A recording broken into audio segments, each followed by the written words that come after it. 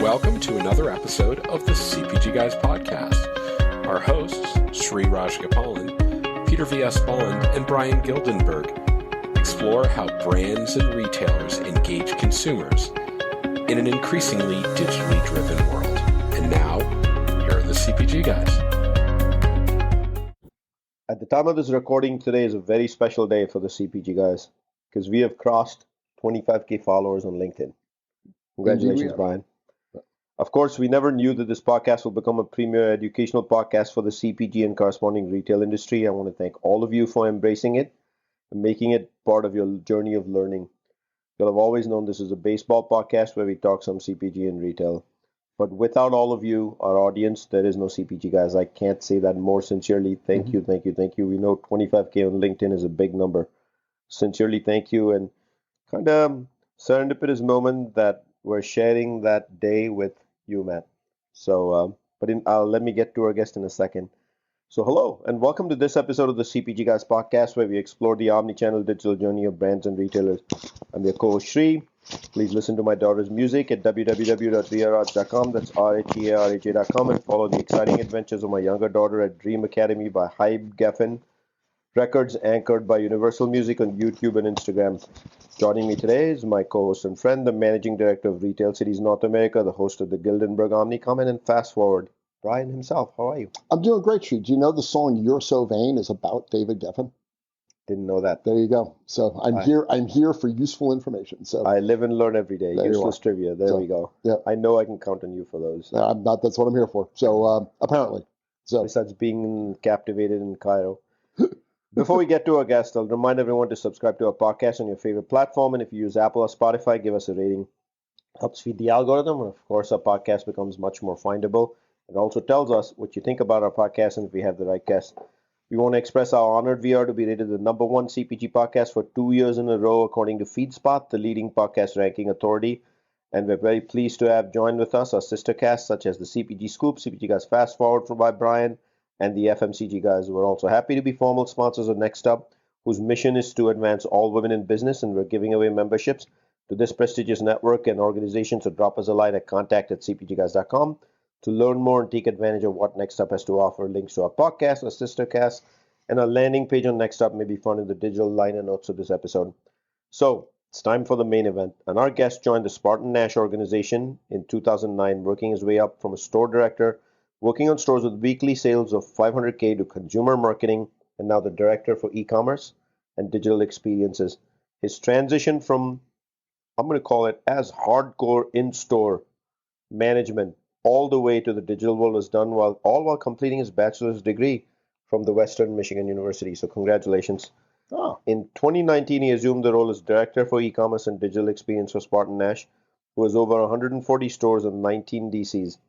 Today's conversation is sure to touch the intersection between physical and online in a true omnichannel conversation. So join me in welcoming to the podcast our guest, Matt Van Gilder. Hello, Matt. Thanks for joining us in person. Absolutely. Honored to be here, and this is an exciting way to kick off the grocery shop week. Yeah, I should have mentioned we're here in Las Vegas. And not Cairo. Not Cairo, even though the pyramid behind Brian looks like we are in Giza. But thanks for making time during this. We're just geezers instead. So he doesn't qualify though. He's not, but we are the Great Pyramid of Geezers. So there we go. We're going to rebrand this podcast. And before we get to the questions, Matt, I'd love for you to take a quick minute and give us a description of what your role is at SpartanNash. Yeah, absolutely. So today I am our director of e-commerce and digital experience. So what that means for me is I get to have one of the most fun jobs in the company. And that is taking all the great things we do in our retail stores and bringing that to life on our digital platforms. So our websites, our e-commerce marketplaces, our first-party e-commerce platforms, our mobile apps. So taking all the great things we do, the great products we offer, the services we provide in our various retail stores. As you mentioned, we have 140 of those across the Midwest, and bring that brand and that story to life to our customers. And I do want to mention, specifically that we do have 140 retail stores, but SpartanNash is much bigger than that. We have 19 DCs that serve over 2,000 independent grocers, as well as globally we serve our military exchanges and commissaries. So we have a huge reach. And while my team is directly responsible for the merchandising, the UX, the marketing of our e-commerce programs, the in-store operations, order fulfillment at those 140 stores. We like to think of ourselves also as consultants and a team that can serve our independent customers, that we don't own and operate, and making sure they're equipped and successful in the space as well. And it's a little bit special to me because you mentioned I started at SpartanNash in 2009.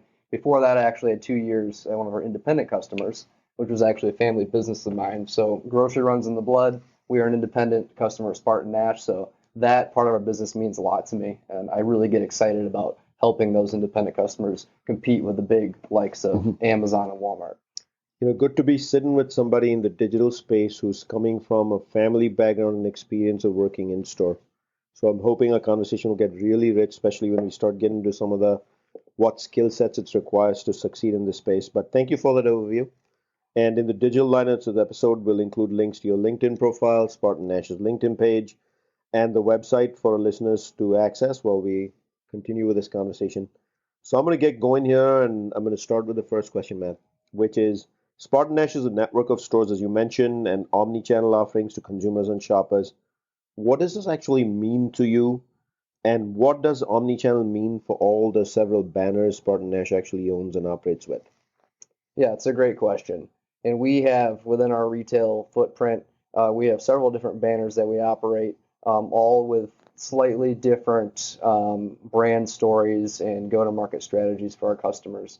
And I think an important thing to look at is just the term omnichannel customer and thinking about that customer separately than a typical customer, or having multiple channels versus just thinking about a single customer and having that customer shop with you in any way. I think when we start to think about omnichannel customer, e-commerce customer, digital customer, as much as we try not to, we tend to segment that customer and potentially treat them a little bit differently than we would what we would consider an in-store customer, which for most grocers is still a vast majority of their sales volume is that in-store customer. So rather than trying to think about those customers separately, I think it's important to think of that single customer as not omnichannel, not digital, not in-store, but just a customer, and figuring out the ways that we can serve those customers and meet the needs depending on what they're looking for. Because every customer now, thanks to COVID, is at least familiar with e-commerce, if not uses it at least monthly, if not a couple times a year. So for us to really get that right, we have to think about that customer more holistically. And is that primarily when they use it a couple times a year, monthly, is that primarily click and collect, or does that include a home delivery aspect as well, or do you work with intermediaries on that? Yeah, so it's really all of the above. We find a lot of success within our first-party e-commerce offerings within the click and collect segment. We offer delivery as well. That is growing, but click and collect seems to be our bread and butter. While we do have our own first-party offering directly through our retail stores with our own staff that are picking and packing the orders, talking with our customers, providing that great level of service, which, by the way, it's very important for us that we have our own employees and our own staff taking care of our customers and owning that personal relationship with the customer. As much as personalization based on data is super important, the real life personalization with somebody you know and trust at the store is huge. But beyond that, we also are on third-party marketplaces as well. We're on several. We're on DoorDash, we're on Instacart, we're on Shipt, we're on Uber. The list goes on, and we think that's also an important arm of growth as well. While we may not be able to own the experience completely, we do know that millions of monthly active users are out on those platforms, and if we're at least not, if we're not there as an option to select when a customer is out browsing, thinking about getting groceries, we're certainly not going to get that sale. So it's important for us to play in both first party and third party. And third party tends to be a bit more delivery. So across the board, we definitely have a mix of click and collect and delivery. Excellent. And now bringing the conversation into the stores now, so from a day in day out basis. So how does that day-to-day execution happen at the shelf? Is everything kind of in an omnichannel plan now, or are you still? Does the digital shelf kind of follow the physical one? How do you guys think about the planning of that? What are your plans anchored in, as well as how do you then execute? And based on what I answered on the last question, as much as we need to not think about different channels and just think about a single customer, we definitely still do follow the lead of the in-store merchandising plans, which again makes sense for many grocers, as that is that's a majority of their sales volume. However, it is important that we continue to evolve, and to start to think about plans across all the different channels. And I can say that we are starting to do that. We are differentiating our, not necessarily our assortment, but our promotional activity on our e-commerce channels and through our digital channels, where you can only get certain deals, whether you're shopping online or in the store, buy something you're activating in the mobile app, like a digital coupon, or you can only get a certain promotion if you're going to be getting curbside pickup or if you're going to be getting home delivery. So we're continuing to explore and evolve there. But I think that's going to be an ever-growing importance over the next several years to make sure that you are thinking holistically about the omni-channel plan for the customer, and especially as you start to think about things like assortment differences between what you have online and what's in the store. For us, we're very much based on your customer selects a store, their assortment then becomes whatever's available at that store, whether they're getting pickup or delivery. And as that starts to shift to things like endless aisle and being able to have something available for the customer that's far beyond what they normally carry in store, may not be able to get it today, maybe drop shipped in 2 days. But as that starts to come into play, then it's going to be important to start to think about your promotional plans a little bit differently. Mm-hmm. Cool. The one question, though, I thought I do want to get to is plans anchors is still very much like when you guys do the resets. It's still based on the physical and then digital follows, right? And then I also love to learn about innovation. When vendors want to introduce innovation with you guys, do you always say, bring me the digital playbook as well? Yeah, that's a great question. I can't speak too far in detail of what we're asking for from a merchandising standpoint, and as we're buying things and planning out resets and bringing in new assortment into our stores. I know digital is a very important piece and something that we're leaning into more. But for us, we're still focused on making the experience right in the store and focus on the assortment from that perspective. Starting to think about things that are going to be more specific towards e-commerce, like specific pack sizes and making certain things available in different markets from an e-commerce standpoint. We're not quite there yet, but that's something that we're headed towards. Starting to think about. Gotcha. So you have a plethora of partners that are vendors, of course, given that groceries in so many categories. If you could give them advice on how to navigate the omnichannel world, what would you ask them to focus on and bring to you that drives success for them as brands and for, most importantly, your customer who's the shopper? Yeah, I think there's so many awesome potential partners out there, so many great partners we have today. I know I'm going to meet a lot of really cool new companies just this week going out on the floor at grocery shop. There's never a shortage of new opportunities from a technology standpoint. And I think it's important for any partner to think about, I guess for us a little bit, it's, we want to make sure that we are setting a strategy and we're sticking to that. And we're saying, here's the plan, here's where we want to be in 2 years, 3 years to meet what we think the customer's needs are going to be. And it's important to stick to that and to make sure that we're executing against that. But at the same time, we also need to be able to be flexible and we need to be able to be nimble based on the customer feedback we get. As much as we think we've got a crystal ball about what's going to happen in 2-3 years, we know that changes much more rapidly. So I think for a vendor to be successful, for a retailer to be successful, whoever the partners are, there has to be a good working relationship of flexibility and nimbleness based on what the real-time changes are for the customer need. And I know that's hard to do, that's hard to plan around, but we have no shortage of customer feedback in our industry. That's for sure. Customers will let us know what they think of a product, how well they think it's working, and for us, we need to be able to adapt quickly to that to win the customer over in this highly competitive space. And then are you finding, I won't ask you for names, but are you finding that in this world there are some vendors who get the plot and are much faster than others?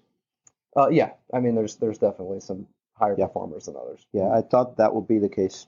Yeah. Well, I like that idea too of like there's so much noise in the digital world about we can get real-time personally identified feedback, and you're sitting there going, well, we've been doing that for 100 years in our stores. That's when that's when Mrs. McGill kind of gets mad at us because we move the milk. I mean, like, so you've got a real-time personalized feedback loop, which is and just curious to how do you capture that? Do you capture that in the digital world? Do you think well, or how do you think about how that sort of transitions? There's so many ways now to get customer feedback. I mean, part of it is just looking at the metrics and how are customers behaving within your confines of your app or your website, certain pages with certain promotions. And I know we'll get into that when we talk about retail media, especially, but the best feedback we get is still the old-fashioned direct feedback from the customer, which is the most challenging to keep up on because you're manually sifting through comments from customers that are hard to sometimes distill down into an action. You know, somebody's just not happy with the experience overall. How do we pinpoint, okay, what was it that made, or what were the multiple things maybe that made that experience break down? But yeah, for us, I find the most fruitful thing to be looking at the metrics, but really focusing on, I read every morning, what were my comments that came in yesterday based on what my customer, how their orders went on our, through our online shopping service. Because that's the most telling way of how well your service is living up to your promise. Awesome. Let's shift gears a little bit because this is something I've always been curious about as you start to become more omnichannel as a brick and mortar retailer, and that's the role of private brands, right? So private brands play a variety of roles on the shelf within a given store. And I think in particular in the independent grocery world where I often have to get super price competitive without the same buying scale as a Kroger or something like that, private brand plays an essential role in making the economics of those stores work, right? So, but in the omnichannel world, how do you think about private brand? Do you think about it differently now? Do you think about what and then from a management point of view, how are you thinking about your private brands in terms of things like content development and ratings and reviews? And how are you sort of building your private brand capability in your e-commerce site? And does digital change the way that you think about private brand as an enterprise? Sure. At SpartanNash, we're very excited about our private brands that we're, number one, we're able to drive in our retail stores, but, we also offer as a differentiator to our 2,000 plus independent customers. So it's very important to us. And of course, we have to think about it a little bit differently digitally, but the excitement is really across the board, whether you're talking about in-store or online. And it is a good growth lever for us. And it does help with our stores' bottom lines, of course, as well as our digital bottom lines. And I think part of the things that we do think about differently with digital is how can we, if you think about the in-store experience, you can easily pull a product to an end cap, build a display, right? So how do we make the equivalent of that online, and whether that's boosting search results, making sure that own brand is a top item that always is returned when a customer is searching for a specific product. There's some of the basics that have been going on for a long time. And those are good things. Those levers work well, and they're good things to do. I think the more important piece is around the content, which you mentioned. How do we bring the story of the private brand to life in a different way than maybe some of the national brands do? And how do we make that unique to our retail stores and help our independent customers make it unique to their retail brand? And that's where we've been starting to have a lot of fun. And of course, we're doing that through social, but we can also do that on the actual product pages themselves. Well, I got to imagine that for a variety of things, not just this, that having so many independent operators that are able to innovate kind of independently off of the framework that you give them, that's going to be a really rich learning lab, right? To watch like the 2,000 stores with a variety of independent owners and stuff like that, that's got to be a really interesting feedback loop on the B2B side, right? It is. But do you get feedback on the digital side? Feedback on The independents? So with our independent customers, we are there to help support and help them run their digital platforms. So we do get feedback from them on their digital platforms, but rarely do we have direct access. I was just thinking more about just observing them and just seeing what they do, right? So, but and to be honest too, it goes the other way. We not just with own brands, but we like to we like to use our retail stores, our own and operated Oh, of stores, course, to yeah. test and learn things Sure, as yeah. well, right? Before we then take it out and recommend it. And so, one other thing on private brands, do you make things like a digital playbook when you launch something or a new SKU, etc., for your merchandisers to use? I would say yes, right? In some form or capacity, we've got best practices for bringing new products in, new product launch, and how to make it as successful as possible for the customer holistically, inclusive of our online channels. So, what role does content play in that journey for you? Yeah, so the content piece is really important for us, and that tends to start and evolve out of our general advertising and marketing strategy for whatever that new product's going to be. And we're able to then pull bits and pieces of that to build it into the experience that the customer has when shopping online. Gotcha. So, let me remind our audience that I'm speaking with Matt Van Gilder from the SpartanNash company. So I'm going to go to a favorite topic on the CPG guys. If you've heard our podcast, you surely know that's retail media. So retail media came as a force, I would say 5 years ago, but really blossomed over COVID, as a lot of brands realized that moving budgets to that space versus TV had a much deeper impact. They were also looking for a lot of lower funnel conversion, given that there was a movement towards, from the consumer perspective, towards e-commerce, pure e-commerce or conversion. What's your opinion of retail media? Is it here to stay? And do you think, as you know, what Spartan Nash might be doing, maybe radically different from others in the industry, or maybe quite similar?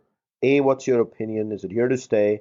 What do you, how do you take retail media and connect it with the various brands that you all do business with? And then, do you think there should be standards in the industry? Yeah, so I'll say that retail media, is it here to stay? I think that retail media is just a new lever and a new way to kind of execute against the funds that CPGs have available differently than we've done it in the past. And I'll say that we're young in our retail media journey, but I do think that aspects of it are certainly here to stay. And part of that being the way in which the CPGs are able to connect and purchase their to apply their funds to the retailers to support their products in a much more automated and a much more meaningful way. They can understand much more clearly how well the money they're spending is actually performing when they're able to do it through a media network. Um, but I also don't think that the media network's going to replace necessarily all traditional media. I think that has an important role to play still. But I do The traditional media you refer to in this case is like Yahoo, Google, and maybe even linear stuff like TV. Yeah, Gotcha. kind of all of the above. I think holistically, it's still important to support products, services, whatever it is, across a variety of channels outside of purely retail media and really what you're thinking of on platform, on premise. How about the on-premise piece of activating what was once called shopper marketing previously, which is the in-store marketing element? How does that work with retail media in your case? I still think there can be both. And we're still having quite a bit of success with some of our shopper marketing programs as well as retail media. And I think that's a good sign because they still do have slightly different purposes. The retail media is a little bit more automated, a little bit more focused on specific channels and specific levers. Shopper marketing can include that, but also can have a broader reach across different channels. And I think that's important.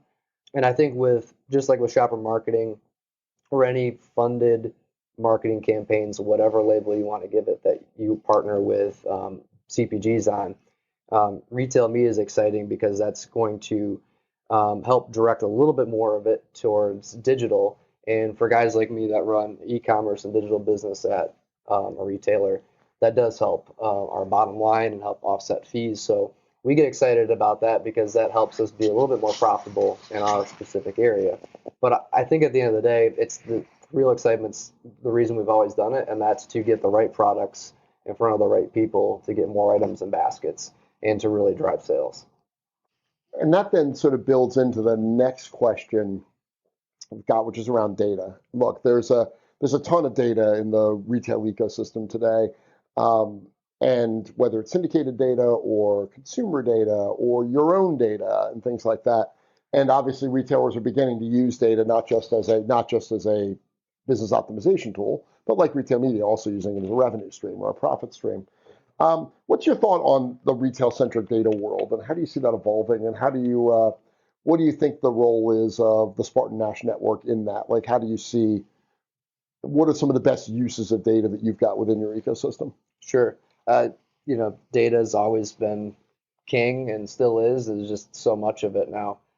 So it's figuring out how to, best capture the data and what data to use that you are capturing. I know that sounds really obvious and simple, but that's not always the case when you may be a single store operator running on 25-year-old point of sale, maybe even older than that. What our goal is to help our independents not only capture and manage their data better, so they can use that to power making certain decisions to help pull in different levers like retail media networks, but also to take those that may have be behind enough and have a big enough gap that they may not be able to get to that data yet, at least share the understandings we have from the data we have with a similar business and a similar operation. So that the data question is really important for us, and first-party data is gold. So that's what our focus is internal, like looking internally. How are our shoppers behaving across, again, that single customer, whatever channel you're talking about? How are they operating? How are they shopping with us? What insights do we have based on our own transactions to best serve that customer? What promotions to put in front of them? What products should we be displaying to them on the website as soon as they log in? How should it be personalized to them? And like I said, extending that knowledge and that insight we gain to our independent customers that may not have access to that data yet. And so back on the data element piece, as Brian mentioned, there's so many sources of data. One of them is what retailers offer. Do you think the infrastructure has evolved to a point where the data A can be harnessed? Now there's clean rooms. People are talking about clean rooms every day. And B, if it's harnessed, can it be presented in a way to bring all that together with one common purpose with accuracy? I think the answer is yes. Are we there or close to that yet? I don't think so. Okay, so now I'm going to give you a buzzword alert. And that buzzword is, I waited 6 questions to get this one in. And that buzzword is artificial intelligence. That's the talk of the industry. Mm-hmm. And there's all kinds of generative AI specific tools all over the place. ChatGPT just happens to be the one that everyone knows of, but there's so many of them. What does AI mean to you? Are you starting to look at it, especially when it comes to that data? If the infrastructure exists to process it and present it, somebody's going to have to analyze it. Is that AI, and how are you staying abreast of AI? Yeah, so I think that is going to be a huge help in solving and answering the question you asked previously, right? And kind of what I mentioned earlier, there's so much data. It's hard to tackle and figure out, okay, how are we going to get through all of this to make some kind of informed decision? And AI is going to be able to help us with that. And, generally across the industry, I think you're starting to see a lot of people test and learn from AI, but there's also been some cases of AI that have been around for a while now. It is a buzzword. ChatGPT definitely helped it become a buzzword. But for certain things like computer assisted ordering, for example, that's been around for a long time, and that requires certain level of AI forecasting to understand exactly what you're going to need to order. And we've been doing that in our stores for quite some time. So that's been around. As far as things like ChatGPT go, I can tell you I'm from a purely marketing standpoint, it can be useful and it can be fun, and it's kind of crazy to be able to type in like, hey, I need to come up with this kind of campaign, give me some ideas, and boom, instantly you've got all of these different ideas that you can start with and kind of play around with. But it's definitely not going to replace somebody yet, right? You need somebody to put the prompts in, and you need somebody to be able to at least polish up and clean up what it gives back. But it's definitely a huge stride, and it's, to me, interesting how, like with automation and robotics years ago, it was more like the blue collar jobs. That's what you were worried about. White collar jobs, you weren't worried as much. Now it seems to be the opposite. The AI is coming after white collar type jobs, not blue collar that require, today people to go through, sift through data, or write up, legal documents, et cetera. So it's interesting to see how that is shifting. So I'm going to give an example of an epic failure of AI that I experienced this morning. So I just got a new car, and part of that is I need a data-only SIM card to activate a bunch of online features. So my provider is Verizon, and that's what supplies data to my tablet and my cell phone and my entire family. So I think this should be as easy as just communicating. I was traveling here this morning, so I launched the app and I tried to chat. First of all, the chat forced me to a virtual assistant, which is completely AI based. When I asked the AI engine, hey, can I get a data only SIM card for my car? And I gave the car model. It tells me you can get SIM cards. Of course, you can get SIM cards, dime to a dozen. You can buy them with data. But then it asked me for the device's IMEI number. And so then I look up, how do you find the device's IMEI number? It says you have to go in and type hashtag 06 pound. And that's true from a cell phone, but this is a car. It's not a phone. And so I go back and ask again, it's a car. So there is no IMEI number. All I want is an answer to the question, can you give me a data only SIM card? And it went into an infinite loop. After about 10 minutes, it said, why don't you talk to a live agent? And I had to wait another 7 minutes for a live agent to come on, only to tell me they don't work with my specific car model 17 minutes later. So it's actually quite annoying if I told you guys. Right. What I'm looking at is an industry where AI is already here.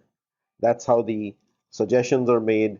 Others bought blah, you may like, things of that nature. Yeah. But I also look at an industry which doesn't yet know how best to, I want to say exploit, but how best to leverage AI for the good of everybody, and especially for the primary people you and I both serve. We both serve as the consumer at the end of the day, shopper, the customer. How to make the experience seamless, and I'm going to jump there next, Matt, which is how do you ensure a seamless experience between the store and the various digital platforms you leverage for SpartanNash banners and its banners, and what does the word user experience mean to you? Yeah, as I said earlier, that's my team's focus is bringing to life what we do in our stores digitally, but it does have to go the other way as well. We fully expect customers to come into our stores and utilize our platforms, whether it's through a mobile app or through our website, to help aid them shop and find things in the store. So having that seamlessness between the two experiences is critical, and it's not an easy thing to do, quite honestly. In our industry, it's pretty. You're right. We take it for granted, but it's not an easy thing to do. And it's really common for a lot of grocers to have very, very many different point solutions that are also very outdated, and they may not all talk together. And if they do, they're probably not in real time. So it's quite difficult to make that happen. And what I find is that the people factor of it can go a really long way. And especially when you're talking about that customer that today may be wanting to do curbside pickup or home delivery, or are going to be using some feature we have on our app that allows them to shop throughout the store. Having the in-store associate educated very thoroughly on how everything works and the purpose of what that function is, that can go a long way when the customer may be struggling with it or has a question, and they're there to help them get through it. Because that's going to keep a customer sticky. If the associate is clueless about it, the customer is going to ask, they're not going to get a good question, and then that's not going to keep the customer sticky. They're not going to have a good experience, and they're going to leave. And that kind of leads into your question about what is UX or user experience. What does it actually mean? Yeah, I don't think of it as much. I know UX is very specific to what is your experience within the confines of this app and this website.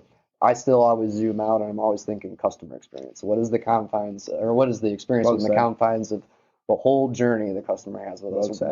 Whether they're getting an advertisement and just becoming aware of us and going to our site, or they're literally working with us in our stores and we're taking care of them there. It's that whole journey, that whole customer experience. And I think it's important to think of it that way, because if you're very focused on what's the UX within this menu or this page of the app, you're going to lose context of what's going on, and it's going to be a subpar experience.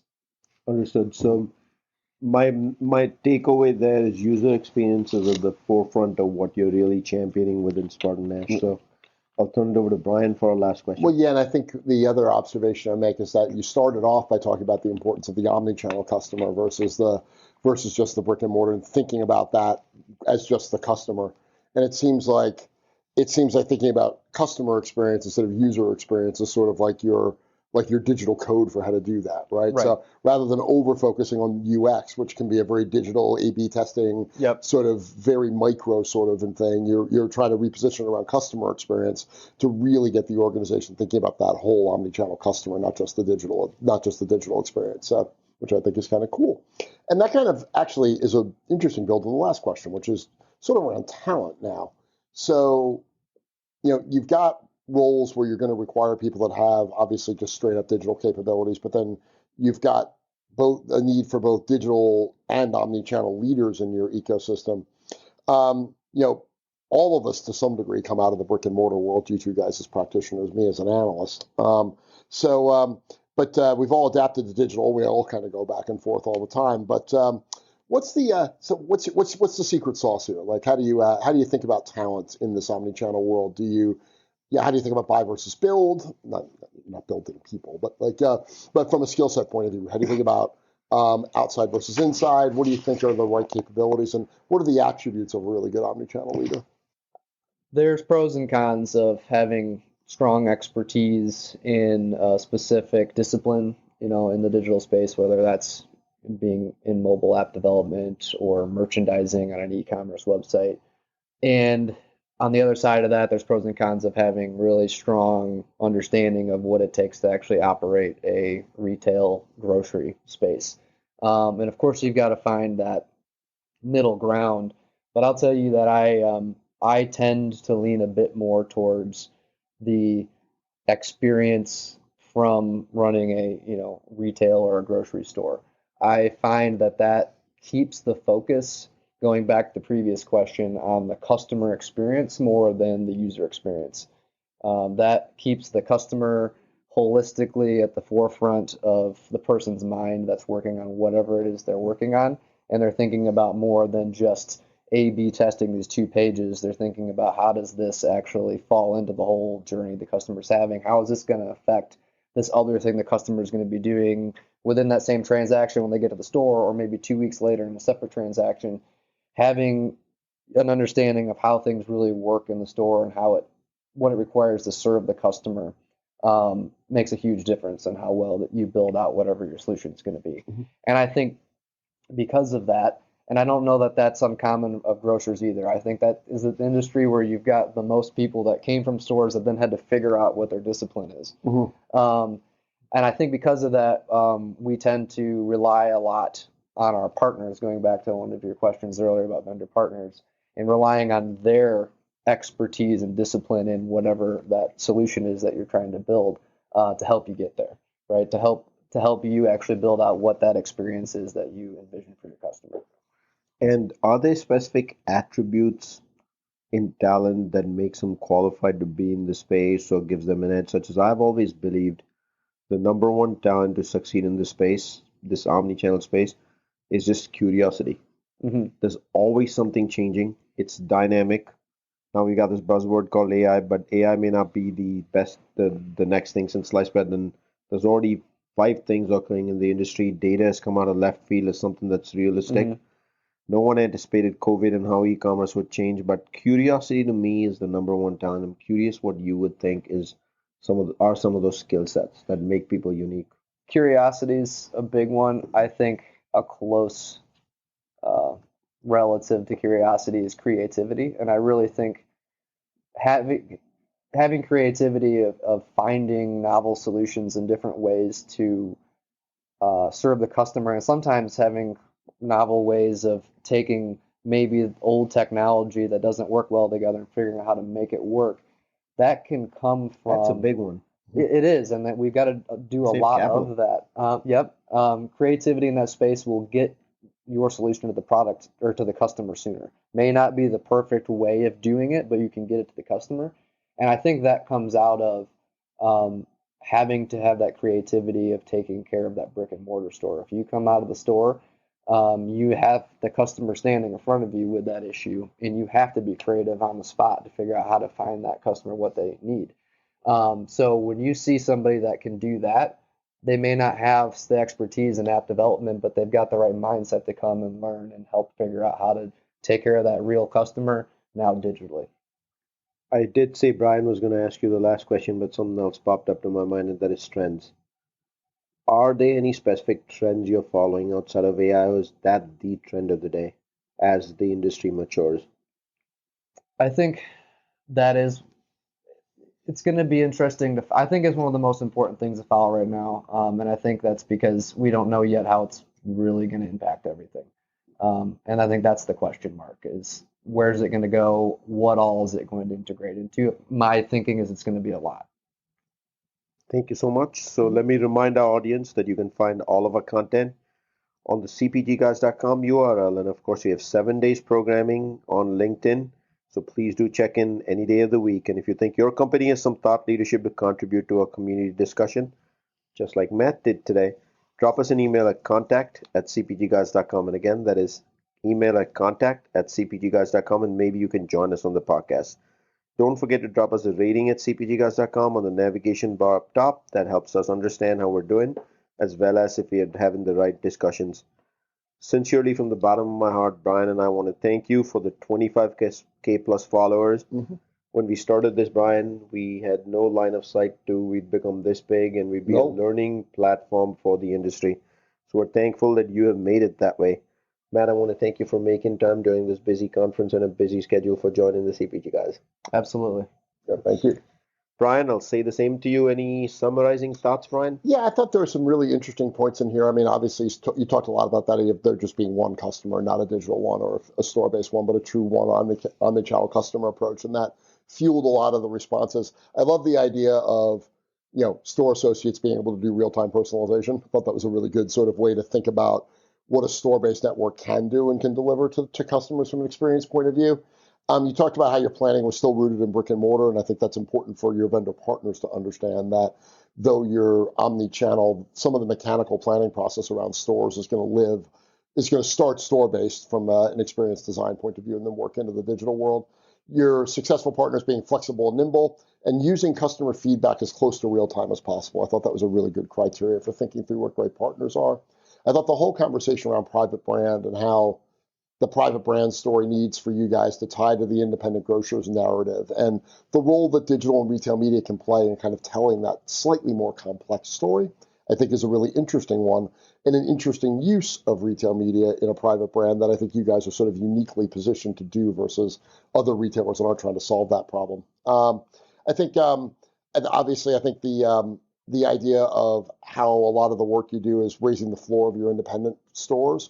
And the idea that you had around almost like lookalike modeling, right? So if that store doesn't have good data, well, we know enough to tell you that this store is kind of like yours. So here's some things you can learn.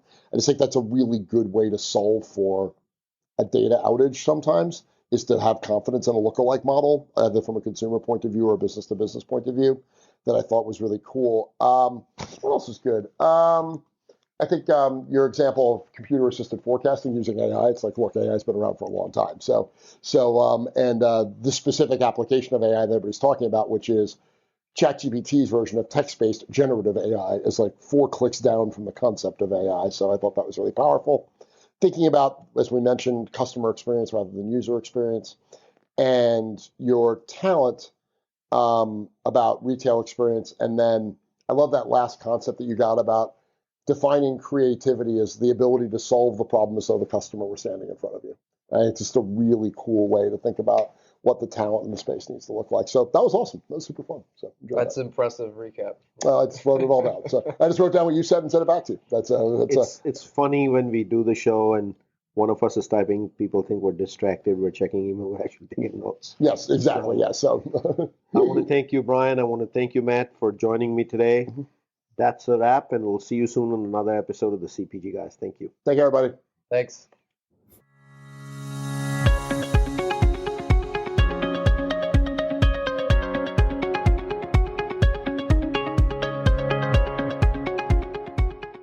The content in this podcast episode is provided for general informational purposes only. By listening to our episode, you understand that no information contained in this episode should be construed as advice from CPG Guys LLC or the individual author, hosts, or guests, nor is it intended to be a substitute for research on any subject matter. Reference to any specific product or entity does not constitute an endorsement or recommendation by CPG Guys LLC. The views expressed by guests are their own, and their appearance on the program does not imply an endorsement of them or any entity they represent. The views expressed by CPG Guys LLC do not represent the views of their employers or the entity they represent. CPG Guys LLC expressly disclaims any and all liability or responsibility for any direct, indirect, incidental, special, consequential, or other damages arising out of any individual's use of, reference to, or inability to use this podcast or the information we present in this podcast.